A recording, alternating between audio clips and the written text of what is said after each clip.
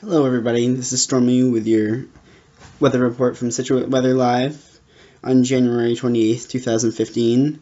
And I just want to bring up the massive storm that we had last night and the night before. The National Weather Service rated a blizzard, actually. It really was. That was a really, really big storm.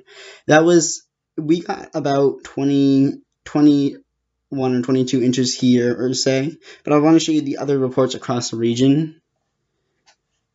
Here's the National Weather Service's reports that they get in from storm spotters and all other people that want to report how much snow they got. It really looks like the jackpots were necessarily out west in Metro West next to Worcester, which it usually is because they're usually a cold spot. They're the hills, so they get much higher snow ratios, meaning that they get a much higher snow total because the snow is more dry and powdery, and it collects up more.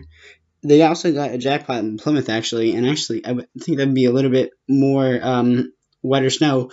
But what happened was they were thinking that it was going to be much more wetter snow there, and then therefore they would have less. But that didn't happen because the storm actually went east of where it was, and it didn't give as much snow to areas like New York City than they thought. They thought it was not going to give as much to the National Weather Service didn't think it was going to give that much to to the west as it did to the east. But places like Plymouth, they got almost 30 inches of snow. Actually, I saw a report once of, I think it was somewhere near Sandwich, Massachusetts, where they got 27 inches of snow. It was somewhere in Hyannis. And then Nantucket got 12 inches of snow, and that actually worked out. I remember seeing the NAM model said that also, that they would get a very snowy, they would get much more snow than all the other models predicted. The other models only predicted a couple inches, and the NAM went out on a limb and said like 10 or 11 inches. Areas out in New York City did not get that much. They only got, according to the Weather Channel, only got like 7 or 8 inches, which is not what anyone was expecting, and the mayor made a big deal out of it, but he was just trying to make sure that everyone was safe. And it's really important, though, that it's really important to learn from this, because otherwise you're not going to move forwards. So let me show you my snow map that I predicted. This is one of my first snow maps, and actually this is my most accurate one, because an exception for the Long Island area, I put New York in the 15 to 20 inch range, which I shouldn't have. I should have put it in the 8 to 12 range, or maybe the 5 to 8 range. But areas like southeastern Massachusetts did get 32 inches, and that was actually my most accurate one. The next one I'm going to show you is a little bit, it was too much. I moved the 20 to 32 inch band, this one right here, down to New York City, because I thought that New York City was going to get more snow and there was going to be banding down there. That wasn't the case. The European model said there was going to be more snow there and it was going to move more west, but that was not the case at all. They got like 5 to 8 inches there, and I should have I should have kept with the trend that I had the first time and moved the totals east.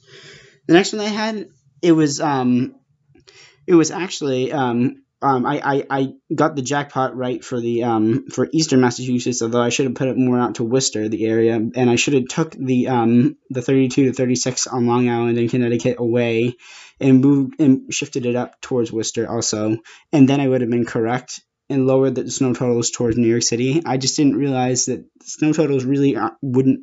They really didn't reach down there. The precipitation, it really never got heavy enough down there to give them that much snow, and then it pulled away before it really had a chance to accumulate a lot.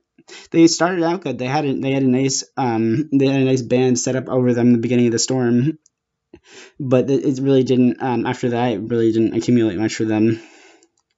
And the reason why I was saying I used to say that they were going to accumulate more, the snow was going to accumulate more over New York City, was because of this National Weather Service map that was I think it was based on the European model, which was showing the totals more east rather than more west rather than east. And you can see 18 to 24 east, and then 24 to 36 west. And 24 to 36 was much more west, which was correct because Worcester got a lot of snow, but they didn't get that much snow out in Amherst and places like that. And they also gave 36 inches, 24 to 36 to areas in New York City, which only got 8 inches. So they were wrong with that. So really what happened is the snow totals moved east. Okay, on to our next threat.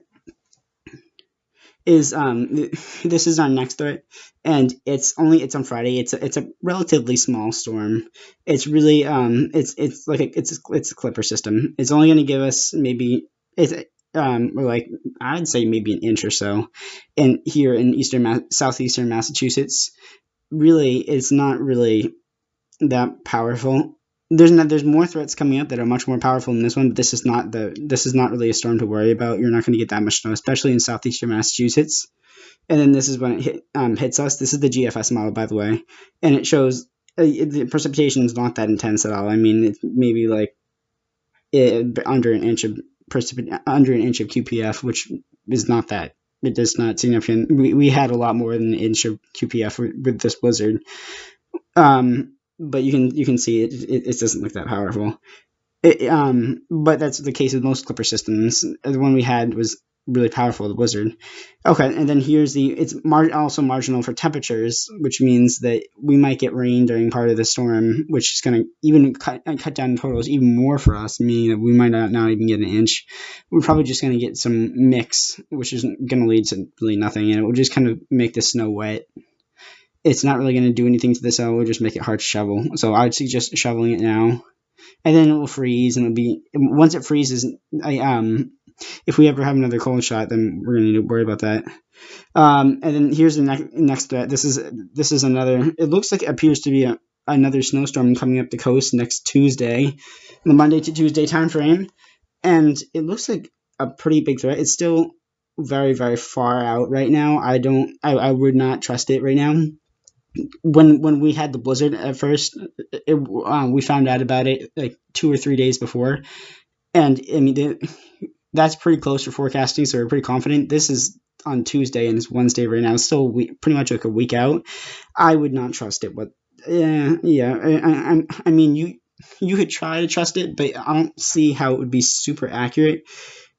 If it did play out, it would be a pretty decent snowstorm. I'd say maybe around the 6 to 12 inch range. I don't think it would be as big as the blizzard we just had, but it would still be a very sizable snowstorm, and we might end up with like the amount that New York City got rather than what we got in last storm. It's gonna come, it will ride up the coast, but it also, again, the temperatures look like they should be cold enough to produce snow. I don't know exactly how cold they're going to get. It depends. If they're as cold as they were in this storm, then we might get a lot of snow accumulation because they might lead to higher snow ratios. But if they're not as cold, then we're not going to get as much accumulation. And also the wind is a factor with this. I don't know exactly how windy this is going to get, but because it's still, again, this is too far away to tell, and I'm just giving you a heads up on this. But if it does, it looks as though, and it's going to advance to the next slide in a second, which is when the storm is over us on Tuesday, and that'll go in a second. But what it looks to be, and you can see right now that, oh, there it is. You can see all the reds over us. The reds indicate like I think 1.5 to 2 inches of QPF, which is for snow. That depending on the snow ratios, that's like it's not as much as we got, but that's still a very, very, very sizable storm. And it looks as though it stays almost south of us and gives most precipitation.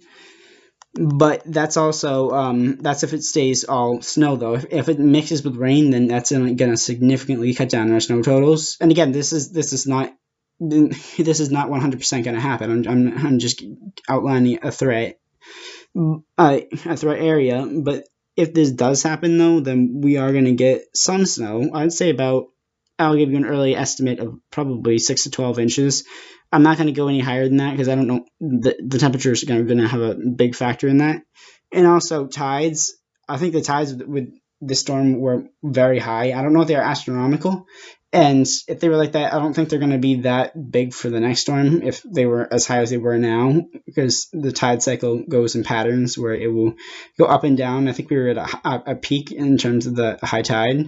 I don't know. This might not be the case, but but what I'm really worried about though is I don't want this storm to take anyone by surprise, like this other storm did, where just all of a sudden popped up. Like I looked at my phone one day and they said, oh, there's a massive blizzard heading for the East Coast. It's going to bring 30 inches of snow. and I was completely taken aback because I didn't even know that happened to me with the March storm last year too. The one that was predicted to be super low, but it missed us. Super low pressure. But so this one I'm giving you an early warning for. But again, it may not be correct. The GFS model is not always the most correct model. But I'm just giving you a heads up.